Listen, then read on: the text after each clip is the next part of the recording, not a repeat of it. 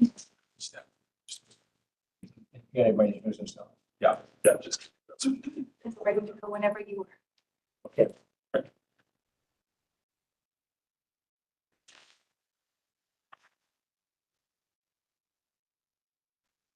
Okay, we'll call the meeting to order. Welcome, everybody. We haven't had a meeting for quite a while. It's back to May. So this is an auspicious moment as we get the troops back together. We've got a fairly busy agenda. So maybe before we begin, we can introduce ourselves. I'm Simon. I'm the chair of the Committee on City Council. And we'll introduce everybody, including staff, so we get to know each other. And welcome to our new members and our former members too. Good to have you here. We've got a good staff support here, and you're going to learn what's going on here in the city, and it's pretty progressive. Looks pretty good. So we'll start with. Start with Jessica as the new member. Okay, yeah. One of the new. My name is Jessica. I'm new, active today. Are we just introducing our name or? Yeah, so we just typically kind of bring why we're here, kind of what our interest is and whatnot. And as staff, we'll talk about our roles just very briefly, Jessica. Yeah, so I had an interest based on my experiences with accessibility going to school with different accommodations that I required myself, as well as both my parents being disabled. My father has a spinal cord injury, and so he's had to rehabilitate. He can walk now, but it's been very limited. And my mom had a stroke, so helping her to navigate everything, whether it be through different paperwork or physically navigate around. So I have a big interest in trying to create more accessibility. Well, good to have you here. That's great. Oh, and I guess I went back to school, so I'm doing a bachelor's of marketing, but I've found that I really am leaning more towards public relations. So, and public relations, we've done a ton on universal accessibility. Marketing at UFE? Not at UFE. I was at Common, but have transferred to, why am I blanking right now? Totally blanking. That's okay. I taught marketing at UFE, so that's why I asked. Oh, okay. Yeah. Okay, well, good. Welcome here. Okay, and I'm Joanne, and I am a RCMP member. I'm currently on medical. I have disabilities, so does my husband from his injuries through police work. And so his experience especially has gave me a really big interest to become involved in this committee. And just seeing the challenges, he's got some physical disabilities where he requires a wheelchair now. And also, I had a lot of experiences with either assisting people in the public in my job or even arresting people that have disabilities and some of the challenges that came with that and trying to exercise their rights and having the lack of communication, for example, a deaf person. So it was very challenging, and I think that it failed him. This was not in Abbotsford, but in general, I think this committee is great and change is good. that's great. Good. Welcome.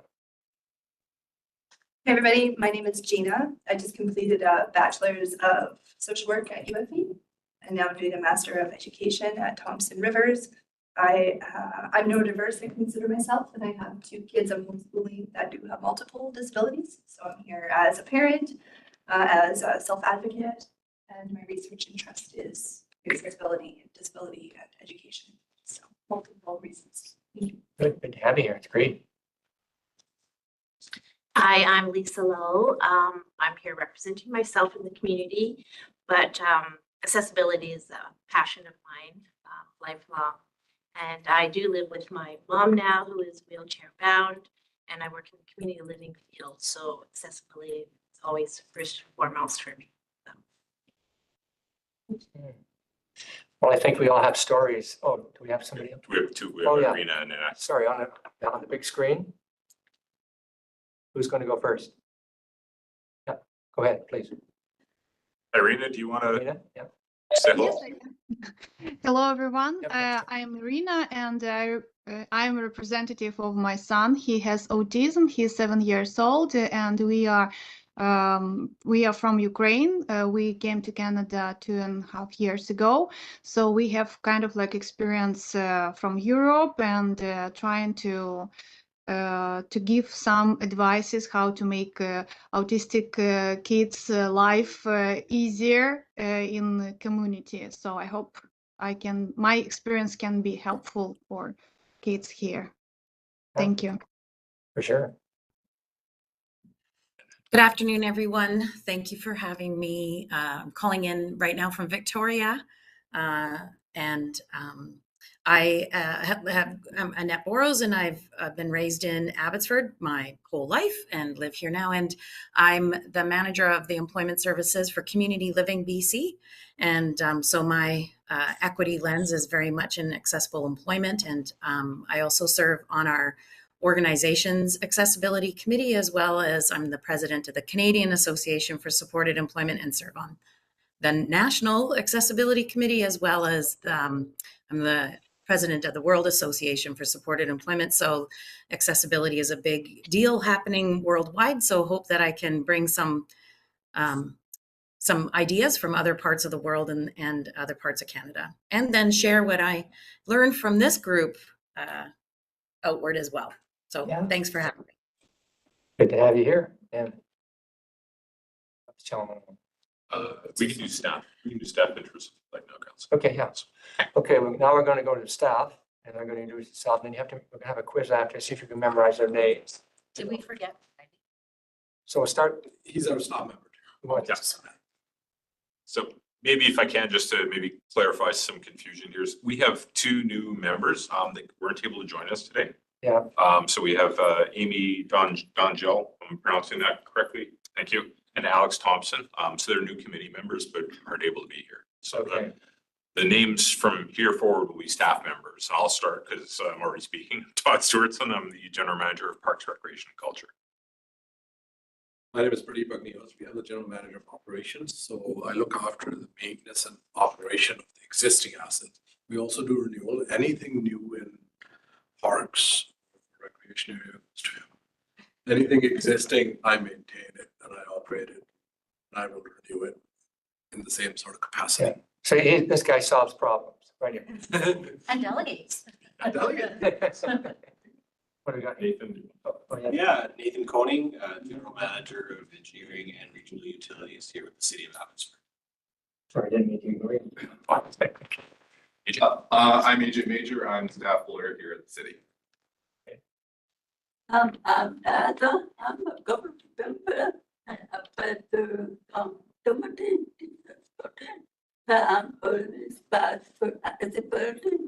I'm also part of Canadian Accessibility Network and some of accessibility. Abbotsford about 4 years.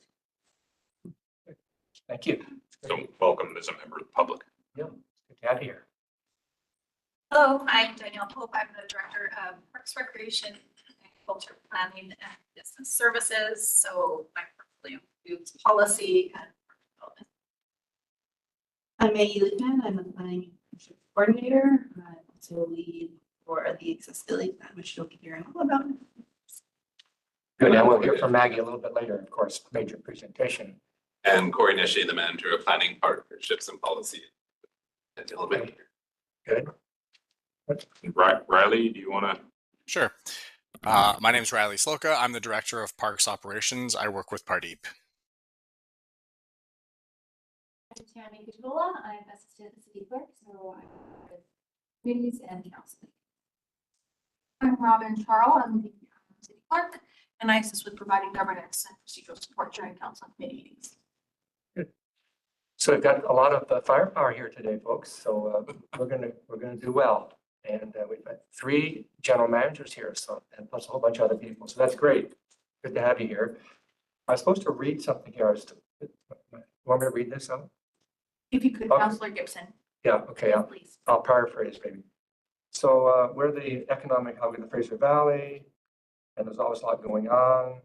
And if you want to learn out more, go on the city's website. You can find some information here. There's lots of stuff going on in the city, and we encourage you to look at that. And sometimes people say, well, I don't know what's going on. Well, here's how to find out. And you can go on the council site. And also we have council briefs, if you look at that, and you can find out all kinds of exciting things. And if you're having trouble sleeping tonight, like, no, I'm just kidding. There's lots of good information on there. Okay, so that's it. Anybody else want to add to that? Todd, do you have anything else before we plunge into this? No, maybe just a reminder for all staff when we're speaking, because we have people virtually, just really project your voice because the mics in here don't always pick up kind of this far corner on things. So yeah, no whispering, please.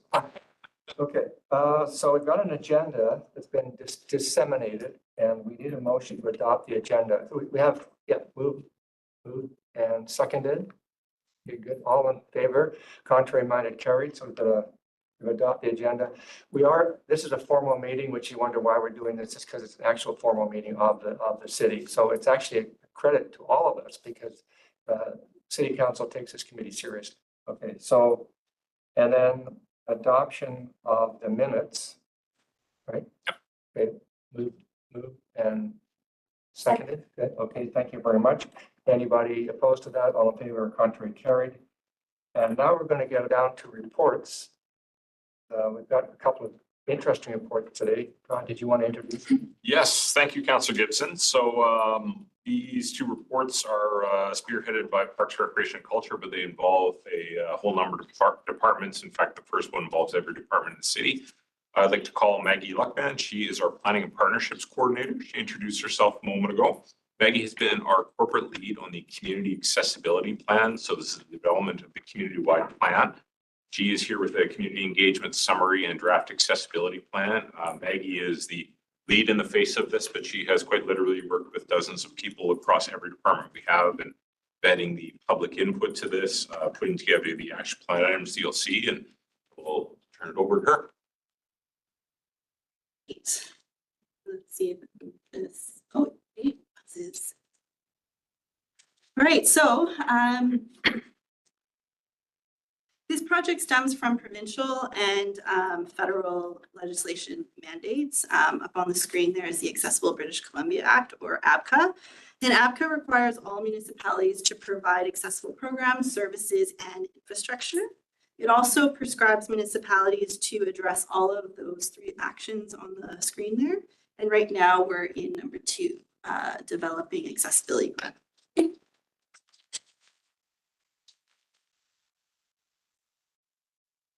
These are the engagement opportunities that were provided through the Let's Talk Abbotsford page. There was an online survey that was available for 14 weeks, which was the duration of the engagement process. And there was 11 city or community sessions that were planned that were both virtual and in person, and 3 targeted sessions, 2 of which were the stakeholder sessions. This slide shows the results of the engagement and how many individuals were reached. There was a total of 393 participants that engaged in either the online process or the in-person.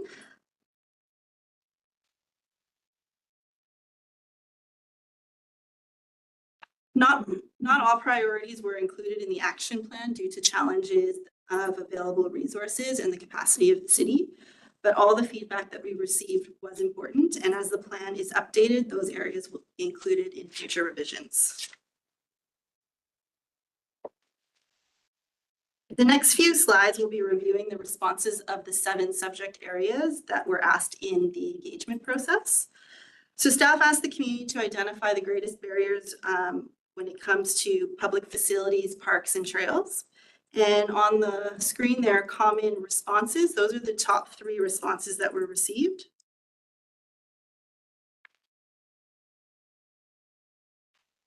For sports field, parks, and park amenities, the priorities focused on access to washrooms, benches, shelters, playgrounds, and splash pads. The asterisk items that may or may not be obvious on this slide here are not addressed in the action plan as they're already part of the current work plan and day-to-day operations. For PRC programs and activities, the greatest barriers focused on access to swimming and wellness programs and financial assistance. For other city services, the greatest barriers focused on access to transit, so buses, schedules, and routes. The environment, so city cleanup initiatives in parks, and climate change, snow and ice removal in park spaces, weather preparedness such as flooding, and libraries, programs, and services. The library will be completing their own accessibility plan.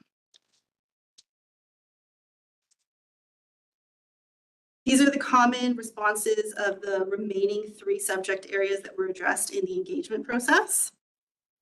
For communications and marketing, the asterisk item identified there, at this time, it may not be a service that the city is able to provide. For housing, public roads, and walkways, these services do occur and they're part of the day-to-day operations. These are the top 5 comments that were received. The top 3, which is what I will be addressing, facility and washroom access, transit schedules, and bus routes were the top 3 comments. And all of these comments were addressed in the action plan.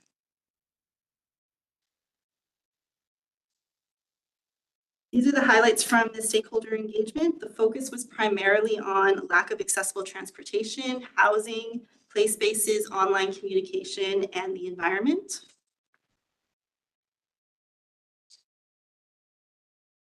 The list of community organizations or stakeholders that participated. All of these organizations support individuals facing barriers through sport, literacy and learning, housing, transportation, employment, and financial aid.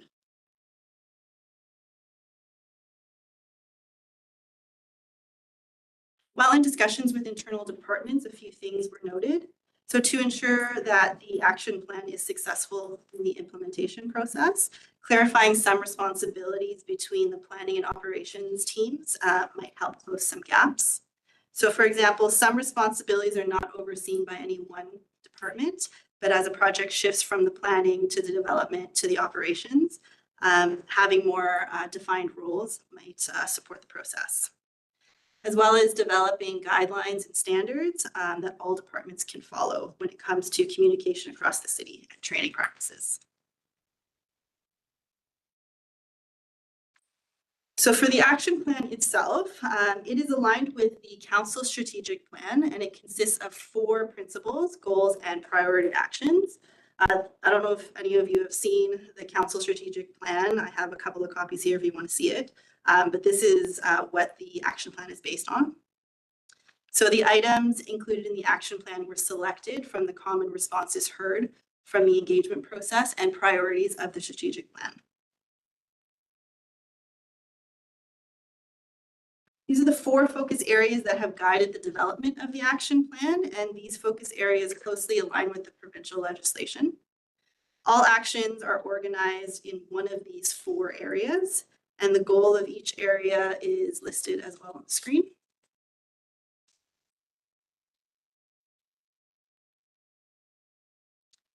These are 3 of 20 action items that provides just an example of how the actions are organized in the action plan. So as mentioned, each action is aligned with a goal from the strategic plan, and it includes a department lead, a priority, short-term, long-term, or ongoing. And it's connected to a council-approved document like a policy, plan, or a strategy. Just for this presentation, there's an extra column there that says areas addressed, and that's mostly for the committee to be able to identify specific barriers that were addressed in those 3 line items. So based on the feedback for inclusive service design and delivery, the following areas address access to transportation, affordable recreation, access to washroom in park spaces, and affordable housing.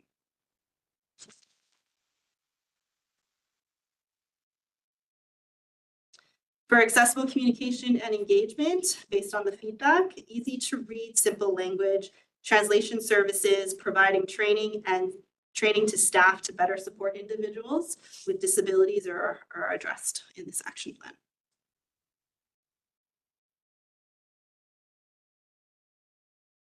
For built environment and public spaces, based on the feedback we received, making city parks and recreation centers more accessible from the design phase of the structure through to the accessibility audits of existing structures, and bylaw enforcement of accessible parking spaces, and addressing communication barriers by improving wayfinding within park spaces.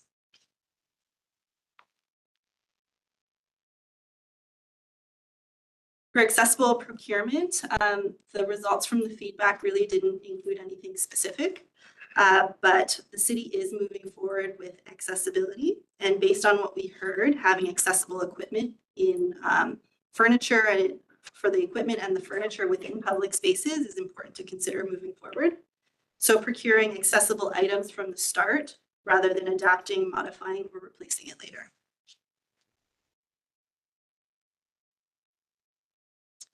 So the next steps of this project include, with committee support, the action plan to complete the draft plan for council consideration.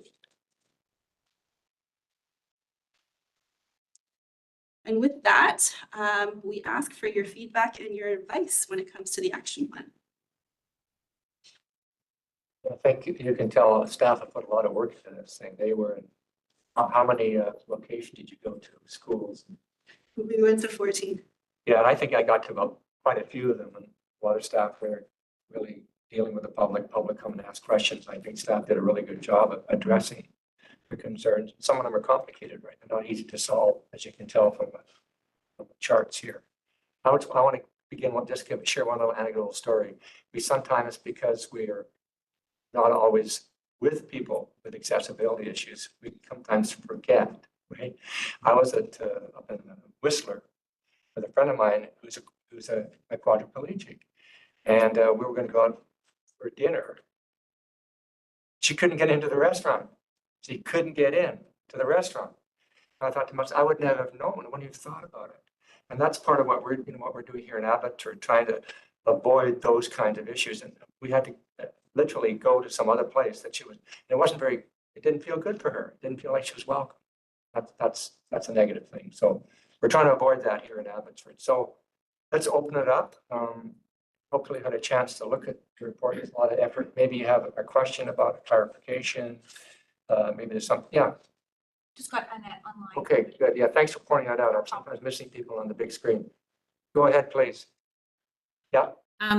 Thank you so much for that report. And I did have a chance to review it ahead of time. And just a question I have is, while the suggestions that came from your community engagement, how they align with your strategic plan, I guess I'm wondering, it's a bit of a chicken and egg question, I suppose, because the strategic plan was developed in 2022, and this work now has been done in 2024. So how does what was received from the public inform the strategic plan to either build, like make new policy, because I noticed that many of the policies predate even the strategic plan, or did you bump it up to a more of a priority in the strategic plan when you heard back from public, or did you add pieces? I didn't have time to compare, so I'm just wondering if my question make sense? Yeah, Todd, Mather, did you want to speak to that? Yeah, sure. Thanks, Annette. Appreciate that. And I guess maybe the clarity that I want to shed on this is the strategic plan was a way for us to categorize all the feedback we heard in the community. If you're familiar with the strategic plan, like some of the headings are very encompassing and very inclusive. But when we talk about a sustainable and safe city, is ensuring that we have those principles that we're following. So we were able to take that feedback and categorize it accordingly, and then start, as it goes down into goals and priority actions, starting to align some of those. Not that everything aligns perfectly, but that doesn't mean that we necessarily left it out. It might mean that we kind of fit it into another area.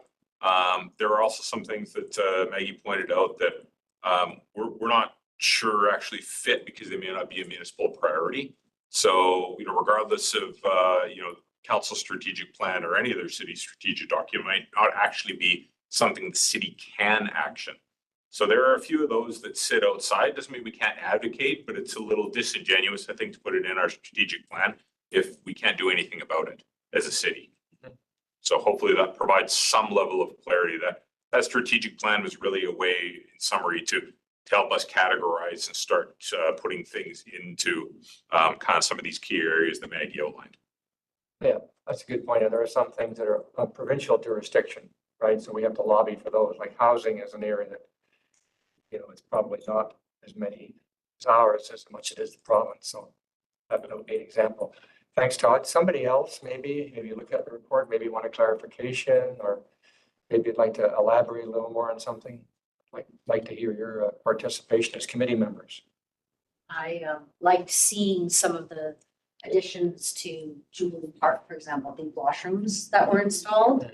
And I mean, they were very well designed.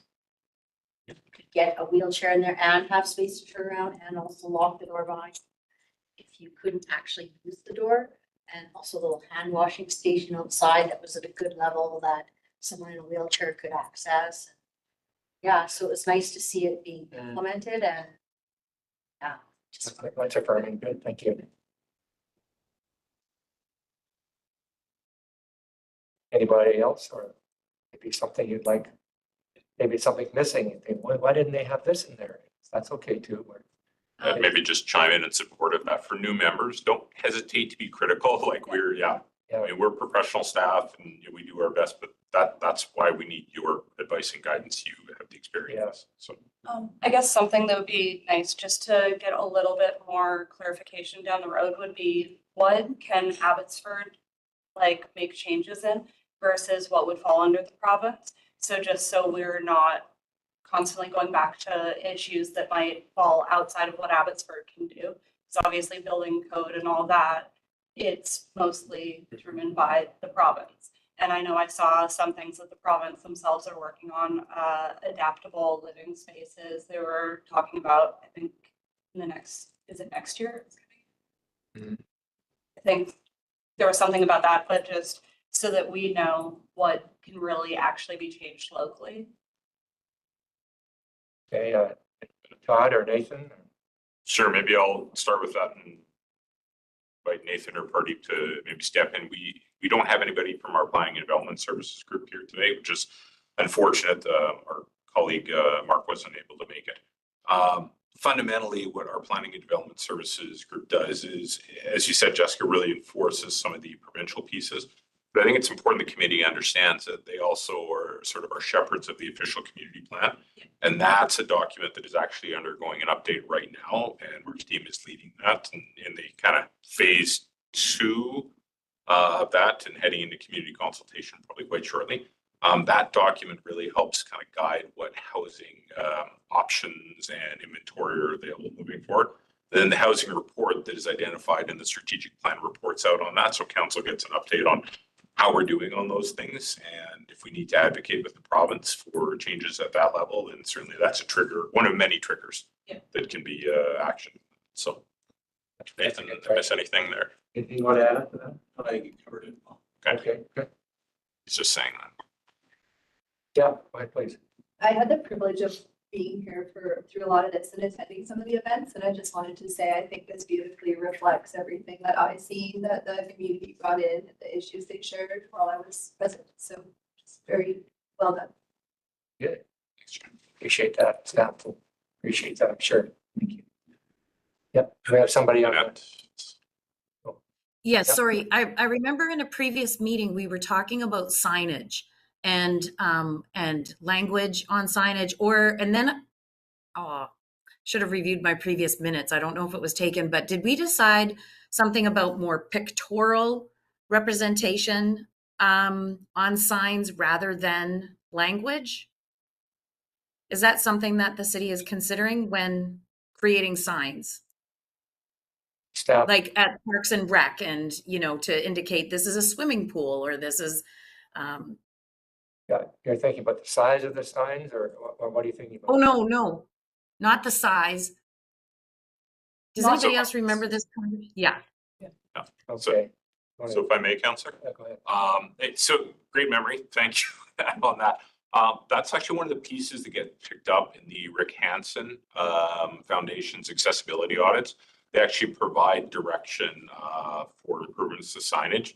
And I apologize, I don't get all the terminology right, but recessed lettering in addition to Braille on signs so that, you know, the tactile pieces there, visibility. You touched on a point there that's fairly prominent is the images as opposed to text on that.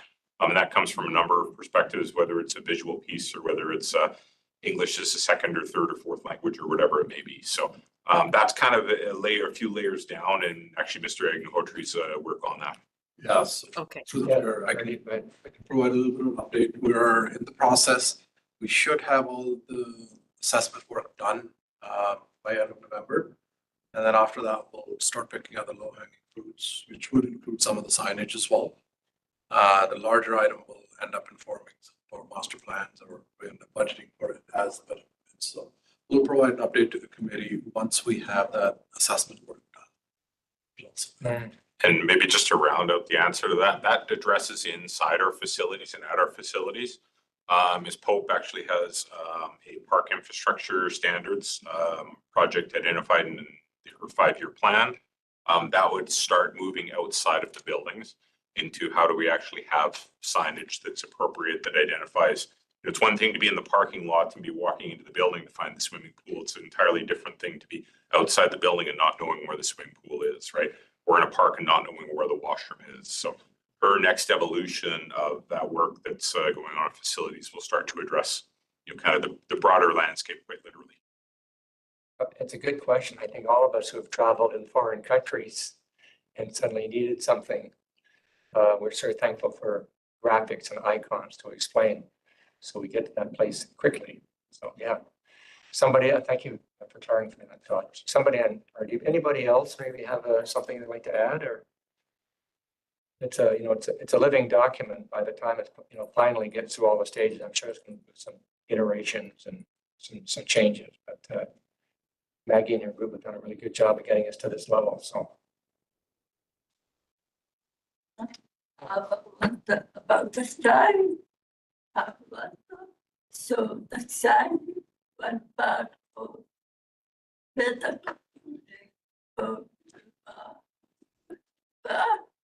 I wonder about what about the food that you know that my parents and try to go to that state, but at the plan of a public state. So if I may, Councillor? Yeah. Please. So maybe just to paraphrase, if this is okay for those online that may not have heard. The question was about, again, correct me if I get this wrong, right? Was about markings within facilities or within the community. So beyond signage, whether there's wayfinding on the floor or on walls, you know, kind of colored pieces there. I think there's some engineering standards on that. I'll touch maybe just really quickly, if you don't mind, Pradeep, on the Rick Hansen Foundation piece. They can also provide some of those visual guides, whether it's color coding or lines. I actually know facilities in the Lower Mainland that do that, in addition to signage. So, you know, there's the opportunity for, I guess, a higher level of service on that, so to speak. Nathan, I don't know if you want to talk about some of the kind of tactile pieces around intersections or. Yeah. Through the chair that spoke about the intersections, we have the tactile surfaces at intersections. At bus stops and at intersections, so that those that need can are aware of when they're transitioning from the sidewalk onto the crosswalk, the sidewalk onto this as well. So we do follow the industry standards for those and incorporate that into our development bylaw. And as we update the community through development, through capital projects, we're able to implement those tactile surfaces along with other features like audible question, but audible words like crosswalks, we can incorporate those as well, and other features to help with accessibility. Good. Does that answer your question, sir? Okay, good. Thank you for asking. I appreciate you being here. Okay, anything else? Anybody, other sort of brainwaves people have looking through the report? I do, and I'm not sure if it falls under this category we're speaking of now, but is it possible to partner up with another stakeholder, for example, like UFV or people who design buildings or houses or architecture or, you know, to have a team, like an accessibility team with maybe the volunteers and come up with like a presentation to, at the education level, like come in and do a talk for like an hour in a class to give them the recommendations, like when you graduate and you're planning X, Y, and Z, here's some, like the Rick Hansen Foundation, here's some helpful people you should connect with, but also in coming to terms with when you're thinking of design, just how to make it truly accessible and not just, you know, because there's different, you know, oh, sure, you can fit a wheelchair through the bathroom door, but if you can't actually spin around in there, or access if it's a baby toilet, you know, that's this tall, right? So just to kind of have a little reach, if there's some local education we could do. And I'm not sure if that. Who would you envisage would be on a committee like that? Who would be these folks? I have a suggestion based on that. Okay, go ahead. I did a event planning public relations course, and our entire thing was to design a plan for an event, and it was all had to go back to universal design. So we talked about having a sensory room. So people who were neurodivergent, if it was overstimulated, they could go and it was a quiet space where they could just kind of get a breath. It talked all about admission, getting in the lineups and everything. And I think that there's probably a UFB equivalent because I did it through KPU. But if UFB has a public relations department, they very likely would have a similar class. And so you could always pose that as plan a mock event in Abbotsford, go in, look at what barriers you see, because their textbooks typically refer specifically to universal design. So they might already be doing that, but because it's a mock event, it doesn't really happen and it stays there, even though they're already looking into all the issues that might come up. Because I did that at KPU in Surrey. So I guess the question is, it's a good idea. I think it's worth looking at. How do we take that concept and kind of blend it in with what we're talking about today? Yeah. How do we take this as the foundation for what you're talking about? I'm not sure if I'm there yet, but I think it's a great idea. But we're making notes of it. I'm sure staff will get back to us on that. So thank you. Thanks for your comments as well. Okay, so somebody else, maybe we don't want to drag this out unnecessarily, but I'd hate to excuse you and you have to, oh, I wish I'd shared that. I think we've all been there. You leave a meeting and say, oh, I wish I'd said that. I've been there, so. Okay, Todd. Maybe I'll just ask Maggie to kind of touch on like kind of where we go, and especially when it comes to kind of community feedback and updating this plan, what that looks like, because I think that's important for the community to understand. If you're getting questions out in the community or you know, some of the relationships you have, you'll have some of the answers. So as part of this plan, we have to have a feedback mechanism in place because that's what APCA tells us that it's part of it.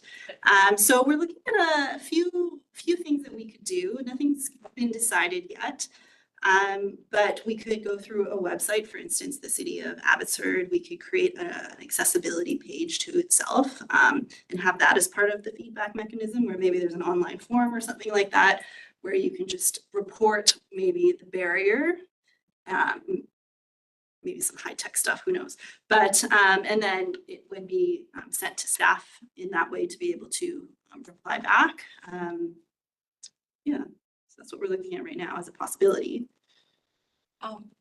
One thing just kind of on the same note that I've seen, it wasn't a municipality or any kind of government that did it, but when I was traveling in the United States, their accessibility is really like all over the place. So traveling with my mom, I actually found a third-party app that would say that this is the nearest accessible washroom. And stores and businesses could go on and they could like post a photo of their facility showing the different access. Mhm. Okay, this is our ramp to get in. Okay, we're not, like, they could check yes or no whether they offer different accommodations. So for my mom, I found that super helpful where we would know exactly what areas we could go or couldn't go. But sometimes a website can be hard to navigate, especially for seniors, or people who might not be great with the language. But I find a lot of the time apps can be done more in a condensed version where you can use more images, and that might be something that could be done. Another thing is, like, there's signs that I've seen just popping up. I don't know how long they've been around, but I've just started to notice them from, I think it's the Colitis Foundation.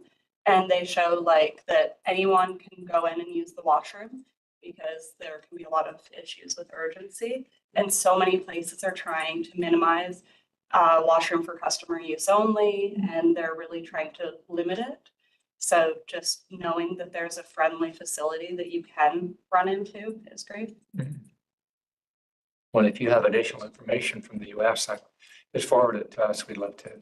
Yeah, review that app was a third-party one, but I could definitely probably find that one again. Yeah. But yeah, just the ability before you go to know what you can or can't do. So you're not getting there and going, oh, I can't get in.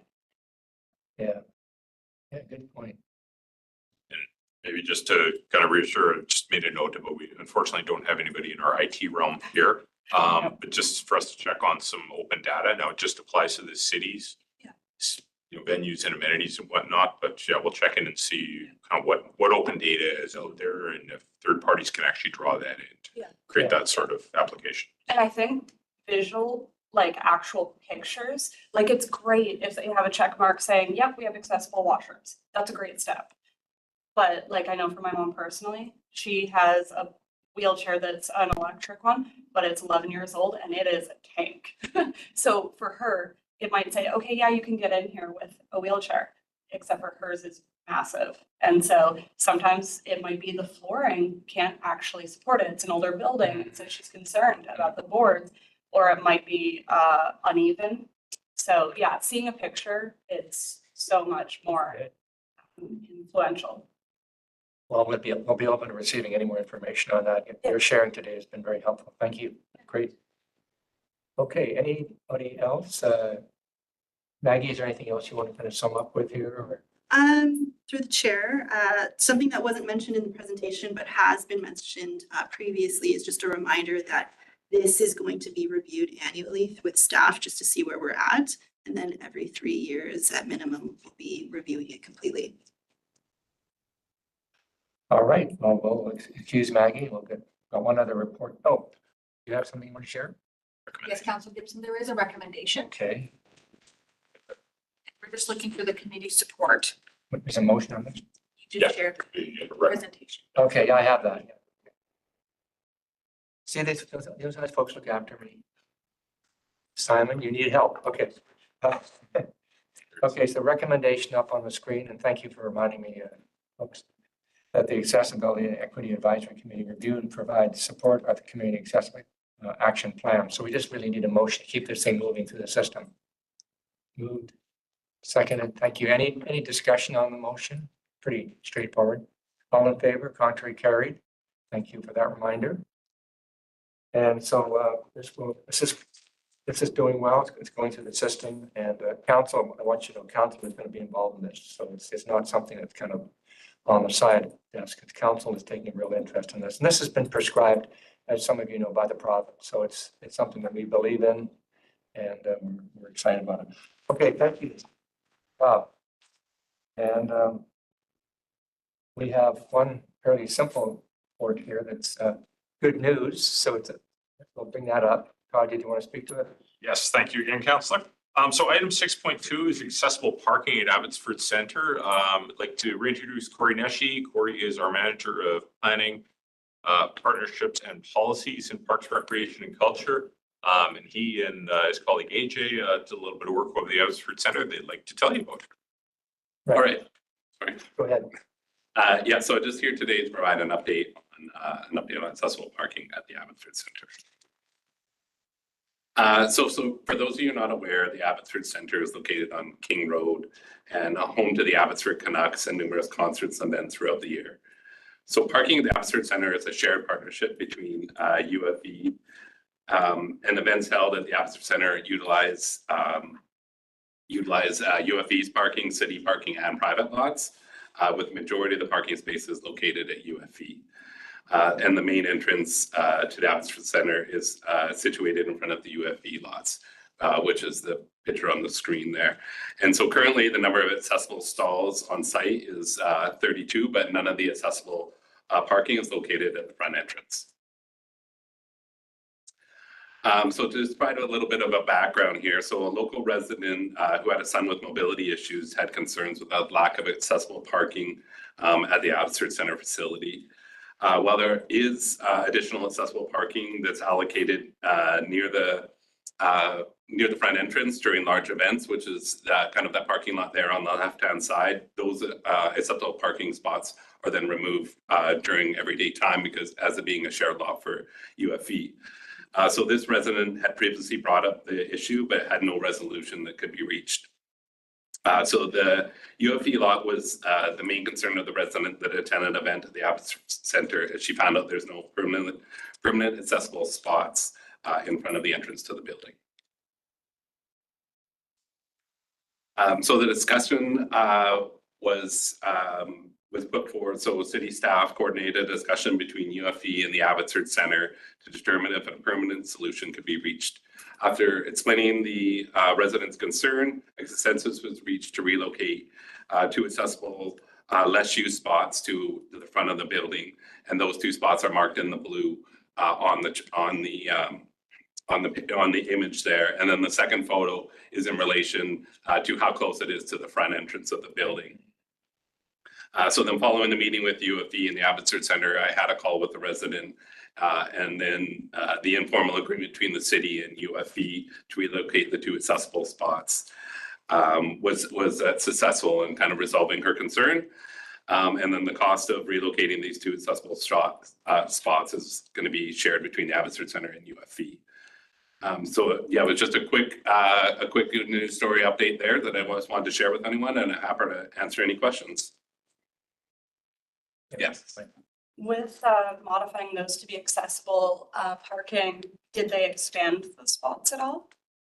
Through the chair, no, they relocated two of their parking spots from a less used area. So they have 32 on site, which they explained was based on the size of their overall lot. They required to have 32, so that's why they chose to relocate and have it and just have two spots so that overall they can maintain the same levels. I think through Councillor Gibson, maybe the question was the physical individual spots were, so the actual size.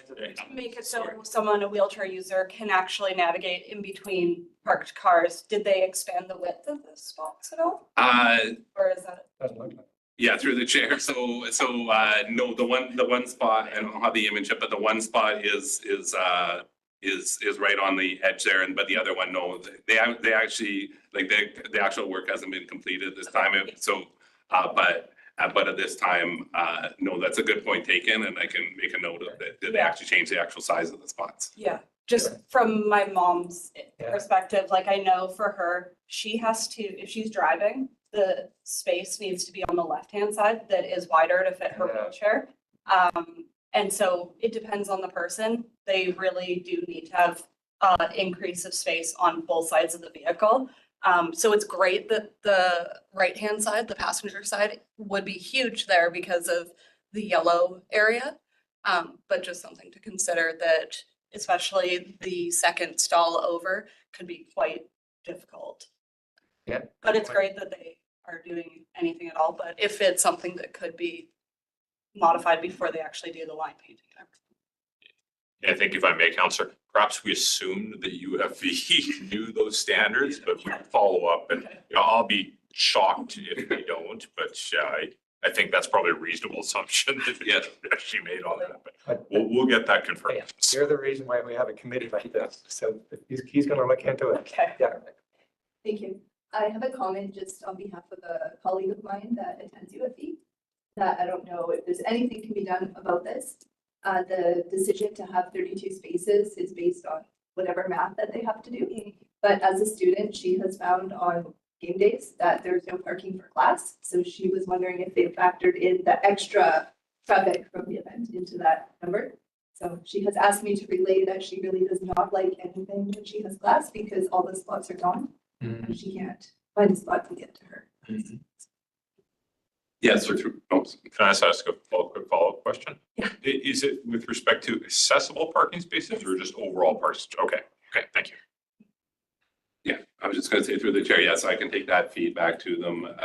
Yeah, they mentioned like I don't know the exact math on it, but that they were at the requirements for it, and most of them are located near the front entrances of the building. But you're right, if there's a sold out event with 7,000 people there, that was the same concern when they said why they didn't have them originally, because they said, well, sometimes we need these for all our students who attend here. So there's definitely a bit of a conflict there, so I can take that feedback back. Thank you. So we need some spots assigned and separate from universities. Is that what you're saying? Well, I think if I may, I think what we're getting at is we'll just confirm that the zoning bylaw requirements are met by UFE. Because that's really what they have to, and again, correct me if I'm got this wrong, Nathan, but like that's what they have to meet as a minimum on that. So we'll do some work on confirming that. Yeah, we'll get back to you. So on that. Yes, go ahead. So I volunteer at all the hockey games, and we park in the back lot. There's lots of accessible parking and it's not usually used. So maybe they need to reshuffle some of their accessible parking. Good point. Thank you. That's good. Yeah. Oh, we have a question on the big screen.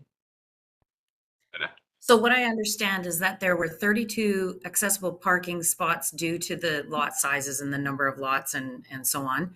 And they're still at 32. They just relocated 2 spots. Through the chair. Yeah, but they don't that's have correct. 34 spots now.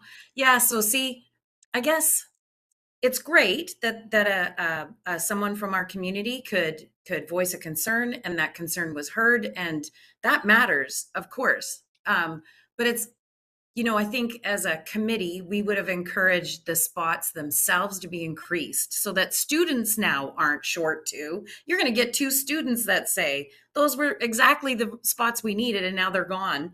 They're relocated somewhere else. It's way too far away for us. So I guess I would just say it's great, but it could have been better. Well, fair comment. Somebody else? Anybody else have something like to share?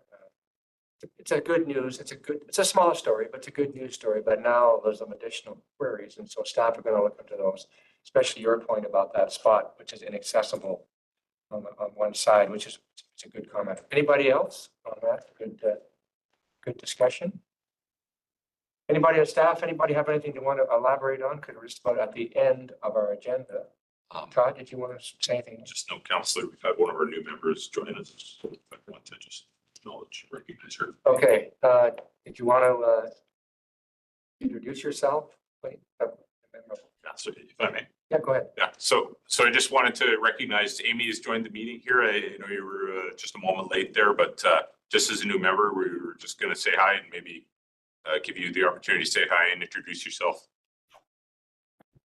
Sure. Thanks, Todd. My name is Amy D'Angel. I work in public relations and communications with a PR agency. But before this, I worked for the Prince George Public Library, and we did a lot of work focused on equity and accessibility. So when you're talking about the Rick Hansen Foundation audit, that's one of the things that we went through with our branches.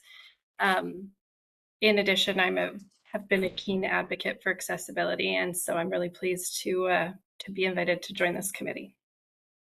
Well, good to have you in the committee. Thank you for joining us today, and we look forward to your participation in future meetings. And I think that's everything else. That's all we have, I think, for today. Staff, any recommendations other than the fact we're going to adjourn? Okay, we're going to entertain a motion of adjournment by seconded. All in favor? Contrary minded? We are adjourned, and we'll see you at the next meeting. Thank you for your participation.